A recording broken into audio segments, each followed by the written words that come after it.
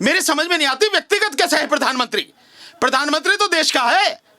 तो देश के प्रधानमंत्री से अगर देश में संसद में सबसे बड़ी विपक्ष की पार्टी सवाल पूछ रही है, इसमें व्यक्तिगत हमला कैसे हो गया? कैसे विशेषाधिकार हनन का मामला है? इसका मतलब यह है कि इसके माध्यम से राहुल गांधी को डराने की, धमकाने की कोशिश है, बड़ी घिनौनी कोशिश है, और यह बहुत ही प्रधानमंत्री के अंदर के डर को दिखलाता है। तो डर रहे प्रधानमंत्री और डर के जो है दबाने की कोशिश की जाए। तो ये बात मैं समझता हूं गृह मंत्री को प्रधानमंत्री से कहनी चाहिए भाई कि इसमें कोई छुपाने की बात नहीं है और डरने की बात नहीं है।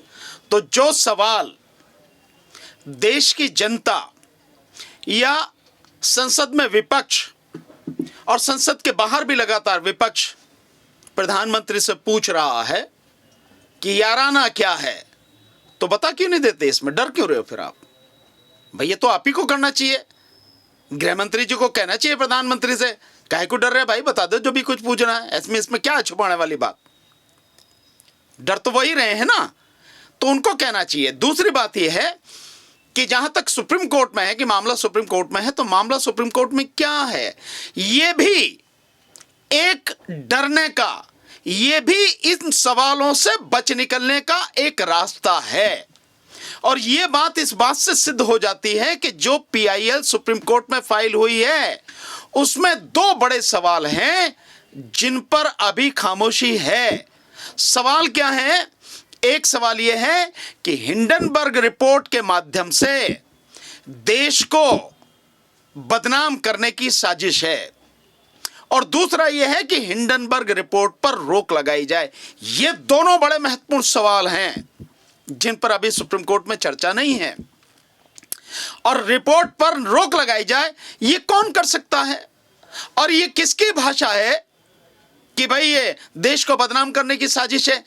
हर कोई जानता है, दुनिया जानती है कि ये भाषा बीजेपी की है, ये भाषा मोदी सरकार की है, और ये भाषा अपने आप को, या यूं कहो कि अडानी को जबरदस्ती देशभक्त बताने वाली भाषा, और उस देशभक्ति की आड़ में अपनी जो बेईमानी है, जो ये पैसा कमाया गया है, काला धन, जो 70,80,000 करोड़ का घोटाला अडानी ने किया है, उसको छुपाने की साजिश है। तो किसने एसएलपी फाइल करवाई होगी?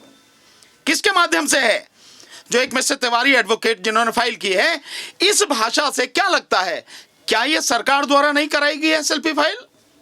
और जब ये सारी चीजें हो रही हैं, सुप्रीम कोर्ट का कहना है कि भाई हम तो केवल अभी तक इस बात को देख रहे हैं कि जो इन्वेस्टर्स हैं, जिनका पैसा लगा, यानी शेयर होल्डर्स जो हैं, उनका हित कैसे सुरक्षित रहे उसको देखें। तो उसके विषय में कमेटी बनाने की बात कर रहे हैं। तो कमेटी बनाने के लिए जो सॉलिसिटर जनरल है तुषार मेहता, उन्होंने कहा कि हम उसके लिए नाम दे देंगे कमेटी के लिए। लेकिन कह ये रहे हैं, आप देखिए, एक तरफ गृह मंत्री कह रहे हैं डरने की क्या जरूरत है, और एक तरफ उसी सरकार के सॉलिसिटर जनरल कह रहे हैं कि नाम तो दे देंगे लेकिन बंद लिफाफे में देंगे, उन्हें बताना नहीं किसी को। सुप्रीम कोर्ट से ये कह रहे हैं कि बताना नहीं किसी को। तो क्या है भैया, ये डर नहीं है क्या? ये पता, मतलब इससे पता नहीं लग रहा है कि कितनी बुरी तरह से सरकार डरी हुई है, घबराई हुई है, और किस तरह से इस मामले को सुप्रीम कोर्ट की आड़ में छुपाना चाहती है, उस पर रोक लगवाना चाहती है। तो ऑनरेबल सुप्रीम कोर्ट ने कहा कि ठीक, पहले अपने नाम तो दो। पर मेरी समझ में एक बात यह नहीं आती है कि कोर्ट की कार्रवाई बिल्कुल खुली होती, ओपन कोर्ट में होती है। ये एससी एसटी का मुकदमा नहीं है कि उसकी सारी प्रोसीडिंग्स, कैमरा प्रोसीडिंग्स होगी, रिकॉर्ड होगी बाकायदा। ये है पब्लिक के बीच में सारी चीजें आनी हैं। ये ओपन कोर्ट में होने वाली प्रोसीडिंग्स हैं। तो बंद लिफाफे में क्यों दोगे भाई? आप दो ना, जैसे देते हो, जैसे फाइलिंग होती है। और दूसरी बात, सुप्रीम कोर्ट को भी चाहिए कि बेशक बंद लिफाफे में हो, लेकिन वो बिल्कुल सार्वजनिक होना चाहिए कि भैया ये दिया, इन लोगों के नाम है, ये कमेटी, ये कहानी है, सब कुछ। डर क्यों रही सरकार? सर, क्या लगता है आपको कि सेबी और सुप्रीम कोर्ट जो है अडानी पर शिकंजा कसेगा या फिर कोई बड़ी राहत देने वाला है? देखिए, मुझे ऐसा लगता है कि जिस तरह से अभी तक हम इसकी बात करें, अभी तक जो स्थिति है, अभी तक क्या होगा नहीं जानते, पर अभी तक के उससे ऐसा लगता है कि अडानी के मामले को छुआ नहीं है सुप्रीम कोर्ट ने, वो केवल जो शेयर होल्डर्स हैं उनके हित की बात कर रही है। और सेबी कह रही है कि नहीं, कुछ भी नहीं है, तो सब रूटीन मामला है, सब इसमें कोई चिंता करने वाली बात नहीं है। और एक और बड़ी मजेदार स्थिति जो सेबी ने कल करी है कि भाई जो शेयर खरीदेगा वो सारा पैसा जमा करेगा पहले, देन उसके बाद में शेयर उसको अलॉट होंगे। पहले होता यह था कि 20% पैसे जमा होता था, 80% जो है वो बाद में जमा होना होता था। लेकिन अब उसकी बात करें, इससे भी एक अजीब स्थिति शेयर मार्केट में उत्पन्न हो गई है। और स्थिति ऐसे हो गई है कि माना आपने कर दिए, पैसे जमा करा लिए और शेयर के भाव गिर गए या शेयर के भाव बढ़ गए, तब क्या स्थिति रहेगी? तो किसको नुकसान होगा, किसको फायदा होगा, इसके लिए जिम्मेदार कौन होगा? ये स्थिति भी जो सामने आ रही है, जिसकी वजह से और मार्केट में बड़ी असमंजस की स्थिति आ गई और मार्केट डाउन हुआ। तो ये जो सारी चीजें लग रही हैं, ये सब सेबी के विषय में मैं पक्का कह सकता हूं कि मामले को रफा दफा करने की और किसी भी हालत में अडानी के खिलाफ कोई कार्रवाई नहीं करेगी, वो रफा दफा करने की बात है। लेकिन सुप्रीम कोर्ट की जो बात है, अभी तक सुप्रीम कोर्ट ने उस मुद्दे को छुआ नहीं है। और असली मुद्दा यह है कि अडानी पर जब ये सारा घोटाला है, जो अब तक देश में इतना बड़ा घोटाला कभी हुआ नहीं, 17,80,000 करोड़ का, जैसा हिंडनबर्ग रिपोर्ट कह रही है।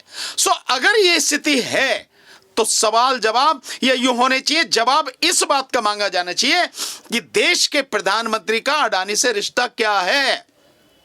और देश के प्रधानमंत्री का अडानी से जो रिश्ता है, जो साफ इस बात से जाहिर होता है कि 2014 के चुनाव प्रचार में जितना भी प्रधानमंत्री घूमे प्रचार करने के लिए, अडानी के चार्टर्ड विमान में घूमे। दुनिया जानती है इस बात को, तो रिश्ता तो है, यूं ही तो घूमे नहीं।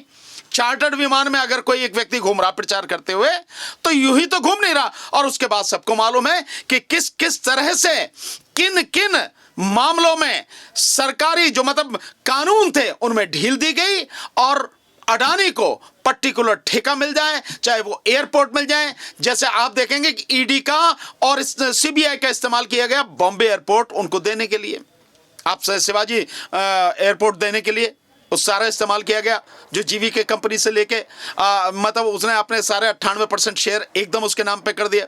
और मजेदार बात देखिए कि जीवी के कंपनी का जो चेयरमैन है, अब जब ये बात आई है तो एनडीटीवी पे आके कह रहा कि नहीं भैया हम पे कोई दबाव नहीं है। तो इसी बात से सिद्ध हो जा रही कि कितना भारी दबाव है।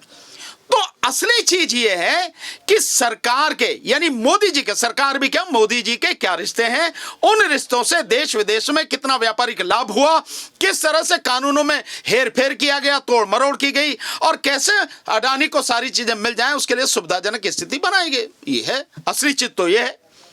इस पर तो अभी तक कोई कार्रवाई नहीं हो रही है। लेकिन सर क्या लगता है आपको कि जो मोदी अडानी जो मामला है उसकी जांच हो पाएगी क्या? नहीं, मैं तो निश्चित रूप से कह रहा हूं, जब तक मोदी जी सरकार में हैं अडानी के खिलाफ जांच होगी नहीं। मैं तो पूरे विश्वास के साथ कह सकता हूं। लेकिन ये देश की जनता, इस देश का विपक्ष जब तक सरकार का पीछा छोड़ेगा नहीं, जब तक जेपीसी बन नहीं जाए, इस मामले में जांच नहीं हो जाए, और अगर नहीं होगी तो सरकार की विदाई तय है। देश इस बात को किसी कीमत पर बर्दाश्त नहीं करेगा कि इतना बड़ा घोटाला देश में कर दिया जाए और जो दोषी हो, जो अपराधी हो, वो बिना जांच के और बिना कानूनी दंड के बच जाएं। लेकिन अमित शाह जी तो ये कह रहे हैं विपक्ष सिर्फ शोर मचाता है। नहीं, वो तो कुछ भी कह सकते हैं। अमित शाह जी का कहना क्या, उनसे पूछो कि पहले तुम क्या करते थे, शोर नहीं मचाते थे? तुम क्या करते थे? तुम घर में बैठे रहते थे। ये तो जो विपक्ष है उसके सवालों को आप शोर की बात कह रहे हो, लेकिन उनके सवालों का जवाब दो ना। आप जवाब दो, जो भी जितने भी सवाल राहुल गांधी ने पूछे हैं प्रधानमंत्री से, आप वो नहीं पूछ रहे हैं। आप उनको जो है नोटिस भिजवा रहे हैं, राहुल गांधी को आप नोटिस भिजा रहे हैं, उन सवालों को जवाब नहीं दे रहे। आप कह रहे हैं विशेषाधिकार हनन का मामला है, ये व्यक्तिगत आरोप है। अभी प्रधानमंत्री व्यक्तिगत कब से हो गया भाई? मेरी समझ में नहीं आती, व्यक्तिगत कैसे है प्रधानमंत्री? प्रधानमंत्री तो देश का है। तो देश के प्रधानमंत्री से अगर देश में संसद में सबसे बड़ी विपक्ष की पार्टी सवाल पूछ रही है, इसमें व्यक्तिगत हमला कैसे हो गया? कैसे विशेषाधिकार हनन का मामला है? इसका मतलब यह है कि इसके माध्यम से राहुल गांधी को डराने की, धमकाने की कोशिश है, बड़ी घिनौनी कोशिश है। और यह बहुत ही प्रधानमंत्री के अंदर के डर को दिखलाता है। तो डर रहे प्रधानमंत्री, और डर के जो है दबाने की कोशिश की जा रही है। राहुल गांधी को डराने की कोशिश की जा रही है और अब ये कोशिश बेकार है, क्योंकि राहुल गांधी के लिए ये सारी चीजें बिल्कुल बेकार हो चुकी हैं और देश भी इन सारी चीजों को अब समझ चुका है। वो बातें खत्म हो गई अब। तो प्रधानमंत्री को और मोदी सरकार को सीधे सीधे जवाब देना चाहिए, और केवल प्रधानमंत्री नहीं, कितने ही डिपार्टमेंट में जो है जो इससे सब जुड़े हुए हैं, लगातार दे जवाब।